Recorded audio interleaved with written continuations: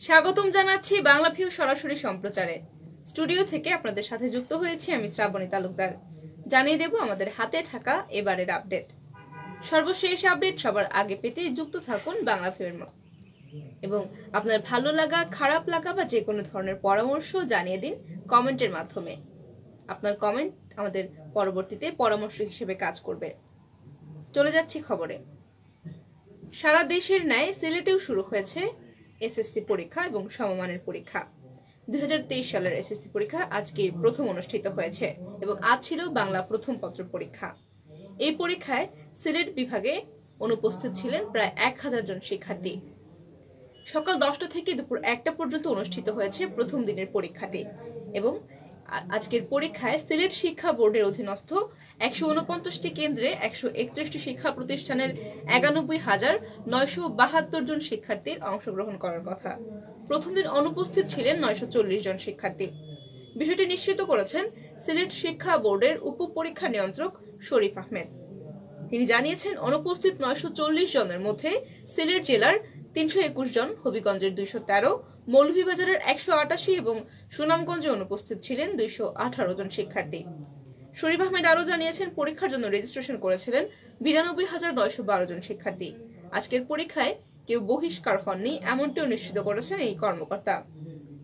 সিলেট শিক্ষা বোর্ড সূত্র জানায়, এবারের এসএসসি পরীক্ষায় ছাত্রের তুলনায় ছাত্রীর সংখ্যা প্রায় 1.5 গুণ, অর্থাৎ প্রায় 20,000 বেশি।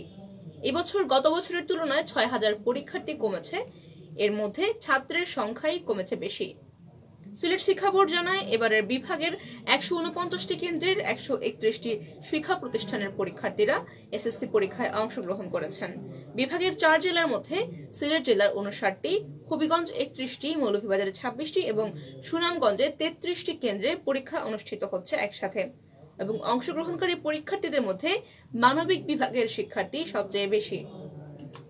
এদিকে কেবিনেট চিকিৎসকদের নিবিড় পর্যবেক্ষণে রয়েছেন খালেদা জিয়া। রাজধানীর এভার কেয়ার হাসপাতালে কেবিনেট চিকিৎসকদের নিবিড় পর্যবেক্ষণে রয়েছেন বিএনপি চেয়ারপারসন খালেদা জিয়া এবং তার চিকিৎসা চলছে, এমনটি নিশ্চিত করেছেন তার ব্যক্তিগত চিকিৎসক অধ্যাপক ZM জাহিদ হোসেন। রবিবার বিএনপি চেয়ারপারসনের সর্বশেষ স্বাস্থ্যের অবস্থা জানাতে গিয়ে গণমাধ্যমকে তিনি এসব নিশ্চিত করেছেন। ডাক্তার জাহিদ বলেছেন, ম্যাডাম এখন কেবিনেট চিকিৎসকের তত্ত্বাবধানে নিবিড় পর্যবেক্ষণে রয়েছেন। ওনার অবস্থা একই রকম রয়েছে, কিন্তু যে চিকিৎসা দেওয়া হচ্ছে তারপর কিছুটা উন্নতি হচ্ছে, উন্নতি তেমন গুরুতর হচ্ছে না। এভার কেয়ার হাসপাতালের চিকিৎসক অধ্যাপক শাহাবুদ্দিন তালুকদারের তত্ত্বাবধানে তিনি চিকিৎসাধীন রয়েছেন। গতকাল শনিবার হাসপাতালে ভর্তি হওয়ার পর মেডিকেল বোর্ডের একটি বৈঠক হয়েছে বলে জানিয়েছেন ডাক্তার জাহিদ। তিনি বলেছেন, গতকাল ভর্তি হওয়ার পর থেকে বেশ কিছু পরীক্ষা নিরীক্ষা করা হয়েছে এবং তারপর থেকেই তাকে গভীর পর্যবেক্ষণে রাখা হয়েছে। সাংবাদিকদের এক প্রশ্নের জবাবে ডাক্তার জাহিদ বলেছেন, কিছুটা অসুস্থতা ছিল, এছাড়া নিয়মিত চেক আপের পাশাপাশি কিছু উপসর্গ দেখা দিয়েছিল, যে কারণে শনিবার তাকে হাসপাতালে ভর্তি করতে হয়েছে এবং সেই চিকিৎসায় মোটামুটি রেসপন্স করছেন তিনি। খালেদা জিয়ার অসুস্থতা সম্পর্কে জানতে চাইলে ডাক্তার জাহিদ বলেন, রোগীর অসুস্থতা সম্পর্কে মিডিয়াতে বলা ঠিক না, শুধু এটুকু জানানো যেতে পারে শারীরিক অবস্থা, অসুস্থতা এবং হার্টের জটিলতা রয়েছে, তাছাড়া লিভার, কিডনির জটিলতাও কিছু কিছু রয়েছে। তাছাড়া তিনি বিস্তারিত কিছু জানাতে রাজি হননি। এভার কেয়ার হাসপাতালে খালেদা জিয়ার সার্বক্ষণিক দেখাশোনা করছেন প্রয়াত আরাফাত রহমান কোকর সহধর্মিনী শর্মিলা রহমান সিথি।